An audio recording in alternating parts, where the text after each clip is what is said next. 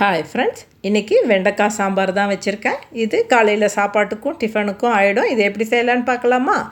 ஒரு சின்ன கிளாஸில் 50 கிராம் இருக்கும் துவரம் பருப்பு, அதை போட்டுக்கலாம். 4 ஸ்பூன் அளவுக்கு பாசிப்பருப்பு போட்டுக்கலாம். தண்ணி ஊற்றி 2-3 தடவை கழுவி எடுத்துடலாம். புது தண்ணியை ஊற்றி ஒரு 10 பல் பூண்டு போட்டுடலாம். ஒரு தக்காளியை வெட்டி போடலாம். கொஞ்சம் மஞ்சத்தூள் போட்டு குக்கர் மூடி போட்டு ஒரு 4 விசில் விட்டு இறக்கி வச்சிடலாம். சின்ன லெமன் அளவுக்கு புளியை ஊற வச்சிடலாம். இது ரசத்துக்கும் சேர்த்து தான் நான் ஊற வைக்கிறேன். வெண்டைக்காவை கழுவிட்டு தொடச்சிட்டு கட் பண்ணிடலாம். இல்லைன்னா வளவளன்னு வெட்டுறதுக்கே வராது. 1 இன்ச் அளவுக்கு கட் பண்ணி எடுத்துடலாம். கொஞ்சமாக வடைச்சட்டியில் எண்ணெய் ஊற்றி கொஞ்சம் மஞ்சத்தூள் போட்டு வதக்கி விடலாம். சிம்மில் வச்சு நல்லா வதக்கி விட்டு எடுத்து வச்சிடலாம். ஒரு பாத்திரம் வச்சு கொஞ்சமாக எண்ணெய் ஊற்றி கடுகு, கடலைப்பருப்பு, உளுத்தம்பருப்பு போட்டுடலாம். கொஞ்சம் சீரகம் போட்டுடலாம். ஒரு 1/2 ஸ்பூன் அளவுக்கு. 2 பச்சை மிளகாய் போடலாம். வெட்டி வச்ச 1 கப் சின்ன வெங்காயத்தை அதிலே போட்டு கருவேப்பிலை தலையும் போட்டு வதக்கி விடலாம். 2 தக்காளியை மிக்சியில் அரைச்சி அதிலே ஊற்றிடுறேன்.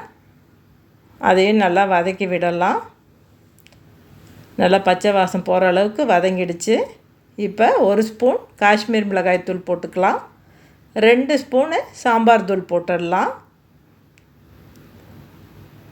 கரைச்சி வச்ச புளியை ஊற்றிடலாம். நான் புளி கொஞ்சம் கம்மியாக ஊற்றிட்டு தக்காளி நிறையா போட்டிருக்கேன். வதக்கி வச்ச வெண்டைக்காயும் போட்டுடலாம். பருப்பை எடுத்து ரசத்துக்கு தண்ணியை வடித்து வச்சுட்டேன். நல்லா கடைஞ்சிட்டு விஸ்கில் தான் நான் கடையிறேன். நீங்கள் பருப்பு மத்தில் கடைஞ்சிக்கோங்க. அதையும் அந்த சாம்பார்லேயே ஊற்றிடலாம். தேவையான அளவுக்கு தண்ணியை அதிலே ஊற்றிடலாம். உப்பு உங்களுக்கு எவ்வளோ தேவையோ அதுக்கு தகுந்தபடி போட்டுக்கோங்க. நான் உப்பு போட்டிருக்கேன். இப்போது பெருங்காயத்தூள் கொஞ்சம் தூவிடலாம்.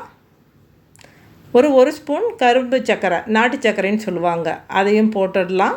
அப்போ தான் அது புளி போடுறதுக்கெல்லாமே கொஞ்சம் கரும்பு சர்க்கரை நாட்டு சர்க்கரை போட்டோம்னா நல்லாயிருக்கும். இது வெந்தயமும் கடலைப்பருப்பும் வறுத்து பொடி பண்ணி வச்சுருக்கேன். அது 1 ஸ்பூன் போட்டுட்டேன். கொத்தமல்லி தலையை கட் பண்ணியதை போட்டுடலாம். காலையில் இட்லிக்கும் ஊற்றிட்டேன். இந்த சாம்பார் வச்சோம்னா இட்லிக்கும் செட் ஆகும். தோசை, சாப்பாடு எல்லாத்துக்குமே செட் ஆகும். குட்டி குட்டியாக 2 தோசையை ஊற்றிடலாம். கொஞ்சமாக எண்ணெய் ஊற்றிட்டு வெட்டி வச்ச வெங்காயத்தை மேலே போட்டு கட் பண்ணி வச்ச கொத்தமல்லி தலையும் தூவி திருப்பி திருப்பி போட்டு எடுத்து ஒரு தட்டில் பரிமாறிடலாம். ஒரு கப்பில் சாம்பாரும் எடுத்து ஊற்றிடலாம். சாப்பாடும் இதிலையே வச்சிடலாம். அவ்வளோதான் ஃப்ரெண்ட்ஸ். பிடிச்சிருந்தா ஷேர் பண்ணுங்கள்.